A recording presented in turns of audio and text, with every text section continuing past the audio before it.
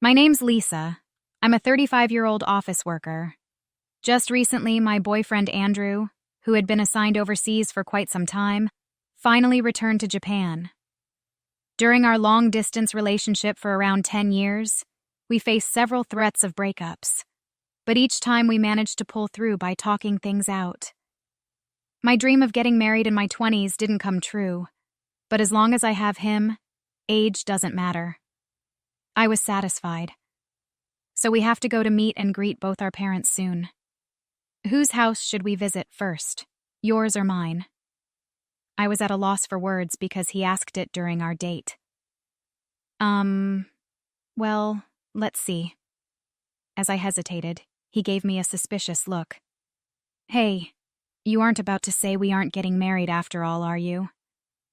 I finally came back to Japan, you know. No, it's not that, Andrew. I'm happy that you came back, but... I added that word because there was a picture of his mother surfacing in my mind. The thought of marrying him and having his mother in my life painted a dark cloud over our impending marriage. The first time I met his mother was 10 years ago when I was 25 years old. I happened to run into her while on a date with him. He was my coworker at the time. Andrew, what are you doing here? Oh, it's a date. Nice to meet you. I'm Deborah, Andrew's mother. Deborah was 47 years old then. I was taken aback when I saw her for the first time. She was surprisingly youthful and stunning, nothing like a typical woman in her mid-40s. Nice to meet you. I'm Lisa. I'm dating Andrew. As I nervously bowed my head, she scrutinized me from top to bottom, her gaze clearly measuring up the woman in front of her. My intuition was spot on, because when he went to the restroom, she bluntly stated, I knew Andrew had a girlfriend, but I thought you would be prettier. I didn't know he wasn't a sucker for looks. She sneered with malice as she spoke. Not just your face, but your body, too. Well, if I say it nicely, you're voluptuous. But to be harsh, you're... Oh, oops, my bad. I shouldn't say such things, as if she felt any remorse. Well, yeah, I'm a bit on the curvy side, but what kind of first impression is that? He returned from the restroom when I was about to retort. Oh, welcome back. I was just chatting with Lisa. We've become quite close, haven't we, Lisa? As soon as he returned, she quickly put on a good mother's facade and smiled at me. Wow, what a drastic change. I was flabbergasted. After parting with her at the cafe, I asked him, What kind of person is your mother? She's really beautiful. Yeah, she was a local beauty in her younger days, and even won some beauty pageants. That's why she's still pretty focused on her appearance and doesn't look too bad for her age, right? Indeed, she might not look bad. She seemed about 15 years younger than her age, but inside she was the worst. Yet, I couldn't say that to him because he seemed a bit proud of his beautiful mother. But if I were to marry him, she would become my mother-in-law. To be honest, a feeling of unease crossed my mind then. 10 years have passed since then. Soon after that, he was given an overseas assignment. He headed to New York, so of course the wedding was put on hold. I hadn't seen her for a long time either. Do you still feel uneasy about marrying me? He asked me while I was lost in thought. That's right. With a guy like me, even your dad, even Mr. CEO would feel uneasy. Whoops, that's bad. I got caught up in the unpleasant memories of the past. It seems I've given him the wrong impression. It's nothing, really. I just had a case of pre-wedding jitters. I'll definitely marry you, so don't you worry, I said to him, trying to be as cheerful as possible. It doesn't matter who my mother-in-law will be. I'm not marrying her, and it's been 10 years. She must have mellowed out a bit. I convinced myself of it, but it was just a fleeting hope. The following weekend, I was heading to his house, not for a wedding greeting, just to pick up something he had forgotten. Speaking of him, he forgot the movie tickets at home even though he had a movie date. Thanks to that, we didn't have time for a leisurely lunch. But that's fine. Let's eat hot dogs and popcorn while watching the movie. It looks like we'll make it just in time. Wait here, I'll be back in a minute. he said this to me, and rushed upstairs as soon as we arrived at his house. What? A noise? Is that you, Andrew? Oh, you! Hearing his voice, Deborah came to the front door. Yes, hello.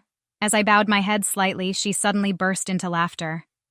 Ha ha ha ha, oh my, you're that girl from 10 years ago, the chubby piggy. Chubby piggy, was she talking about me? Oh my, you're still together. Andrew has a peculiar taste, huh? I never thought he'd still be with the same woman. He should have upgraded to a younger woman. I was dumbfounded by her words, which she uttered with a faint smile on her face. Well, it's true, isn't it? Andrew's Natalie, just back from New York. He must have tons of women chasing after him. You seem to have lost a bit of weight over the last decade. But on the other hand, the aging, right? You were in your 20s 10 years ago, so now you're in your 30s. Oh dear, you're turning into an old maid, I thought to myself. If I had aged over the last decade, surely she would have too. But her appearance hadn't changed one bit from 10 years ago. She was more of a witch than a beauty. Hi, it's Lisa Wright. If you have any common sense, it wouldn't hurt to step back. You should really consider whether you're suitable for him or not. Seriously, she remarked. Just then, he came rushing down the stairs. Sorry for making you wait. Took a while to find the tickets. Let's go. Huh. What's up, Mom? He asked.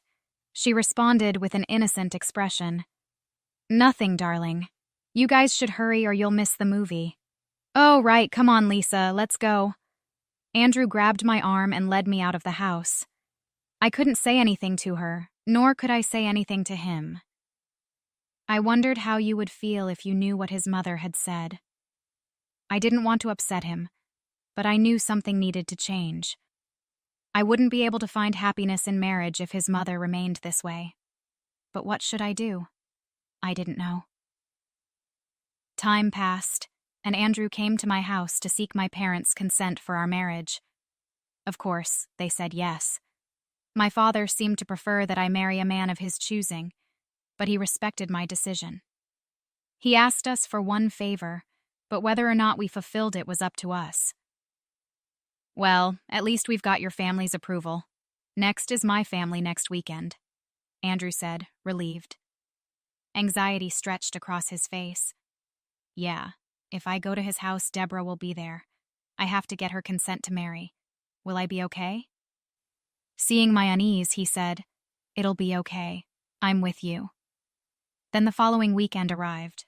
I was so nervous. What's up, Lisa? You look tense, Andrew remarked, seeing me take deep breaths. I get it. I was super nervous when I had to go meet your family. Plus, I was meeting your dad, the big boss. But it'll be fine. My parents are both pretty laid back. You've met my mom before, right? You know what I mean. Yes, I've met her, and that's precisely why I'm nervous, I screamed inside my head. Hey, welcome! You must be Lisa. Nice to meet you. I'm Andrew's father. Upon entering the house, his father kindly welcomed me. Well, hello there. Deborah emerged from behind him. I was taken aback by seeing her. Her makeup was intense, so heavy it looked as if she were about to head to a party. The area around her eyes shimmered with glitter-infused eyeshadow. Her clothes, while not a party dress, seemed fitting for a trip to the theater. I realized this wasn't merely to welcome me, but a display of dominance, a kind of female one-upmanship. I quietly reassessed my own outfit. My clothes were fine, no runs in my stockings, and my accessories were not overly flashy. My blouse was freshly cleaned without a wrinkle, my hair was neatly done, and I had just reapplied my lipstick in the restroom at the station. And that's when she made a comment as she passed by me. You've got lipstick on your teeth. I quickly covered my mouth in a panic. But when I stealthily checked in the mirror, when no one was looking, there was no lipstick on my teeth. She had lied just to enjoy my flustered reaction. I put my compact back in my bag and stared at my phone for a while. I knew that today's introduction would likely determine my fate. So, Deborah, carrying a tray with tea, entered the living room with Andrew's father. Dad, Mom, I'd like to introduce you to Lisa, the woman I want to marry. Though, Mom, you've met her before. He started the conversation. I bowed my head. My name is Lisa. I know I have much to learn, but I hope for your kind understanding. His father chuckled. Well, well, no need to be so apprehensive. If Andrew has chosen you, it's not our place to say otherwise. Our boy is far from perfect, so he might cause you some trouble. But we hope for your understanding. Right, Deborah? Caught off guard by the sudden shifting conversation, she hastily laughed. Yes, nice to meet you, Lisa. Afterwards, we had a pleasant conversation over tea. I let out a sigh of relief. Oh, I thought that she might oppose the marriage, but it seemed that the introductions would conclude smoothly. Oh dear, look at the time, she remarked after a while, glancing at the clock on the wall. I'm sorry I've been so flustered today that I haven't had time to prepare dinner. I'll order some sushi, so just wait a bit. Andrew, can you go to the sushi place with your dad and place an order for delivery? What? Why do we need to go there? Can't we just call in the order? Typically, when we order delivery, we just do it by phone call. But the sushi place we usually order from picks up the phone. It's faster if you just go there. Plus, I'd like you to pick up some beer and wine and some snacks from the grocery store. She practically forced Andrew and his father to rise from the couch. Come on, if we don't hurry, it'll get late. You two men go shopping together, okay? Pressured by her insistence, Andrew and his father left the house. Why she insisted on them going together became clear soon enough. As soon as they left, she let her kind mother facade drop. Oh, we've come to this, have we? Such a shameless woman, She crossed her legs on the couch with a thud. I've been telling you, a woman like you is not worthy of Andrew. You can't even withdraw yourself. You know, he could have a more beautiful, younger woman. And yet, a woman like you, who is still in the dark, trying to grab him and showing up for a marriage proposal. I listened. What exactly about me displeases you? Everything. Even though you're not beautiful, the idea itself of you trying to snatch Andrew from me is unbearable. I retaliated, but he likes the way I look. I don't think I'm a world-class beauty. But she scoffed at me. See, if he got a child, it would be my grandchild. I can't bear the thought of my grandchild not being adorable. I've produced a handsome son, but if his spouse is plain, the genes get diluted. Then she moved her face so close to me, even I could feel her breath. Understand, even if you marry Andrew, I will never accept you as a daughter-in-law. I will find a way to separate you two, even after you're married, and then I'll find a younger and just as beautiful woman for him. Well, finding someone as beautiful as me might be difficult, though. I clenched my bag, which was placed next to me. Would you be satisfied if I left this place, ma'am? That's right. If you could just disappear forever, that would be great. Understood, I responded. I'll do as you wish, ma'am. That's right, that's what you should do. Just so you know, telling him or my husband about this won't do you any good. I'm always the virtuous wife and kind mother. No one will believe you. And then she stood up from the couch, looking down on me. Don't show me that ugly face ever again. It's a sight for sore eyes. Just then, I heard the front door open. We're back! Suddenly, she burst into tears. Wait! While I was in disarray, she appealed to the two men who just entered the living room. It's terrible! While you two were away, Lisa slandered me horribly. I don't think I can get along with her. What? What? I was dumbfounded. When did I slander her so horribly? Lisa said that she doesn't want to take care of us when we're old, that it would be better if we just went to heaven sooner, and that she'll mistreat us if we become senile. Oh, I can't say any more. You're scary. With that, she clung to my future father-in-law. How could you say that, Lisa? He said to me with a furrowed brow. You seemed like a decent woman, but I didn't expect you to say such rough things. No, you're wrong. I didn't say anything like that. In fact, I'm the one who was verbally abused. I tried to argue back, but she screamed through her tears. Maya, do you think I'm not rude? Then show me the evidence. That's right. I can't believe my wife would lie.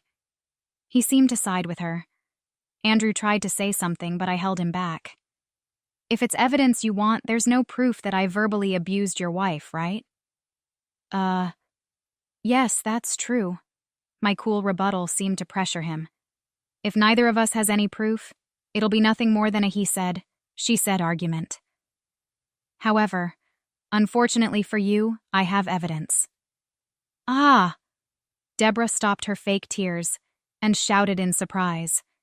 She must have never dreamed that I had proof. Since I came down here, I've been recording with my phone's recorder. I thought something like this might happen because it's happened several times before. So I'm glad I was cautious. Several times? He seemed surprised by my words. The proof of the pudding is in the eating. I took my phone out of my bag and pressed the playback button on the voice recorder. You're such a shameless woman. I will never accept you as my daughter-in-law. Disappear forever. Don't ever show me that filthy face again. Her ugly rant echoed in the living room. Stop it! She lunged at me, but Andrew held her back. Mom, stop it. Andrew's tears wound up in his eyes. He must have felt pitiful knowing that his own mother was such a terrible person. I feel sorry for him, but there's no going back. Ever since I met her 10 years ago, I've been subjected to harsh verbal abuse. That's because she is beautiful and I'm just average in appearance.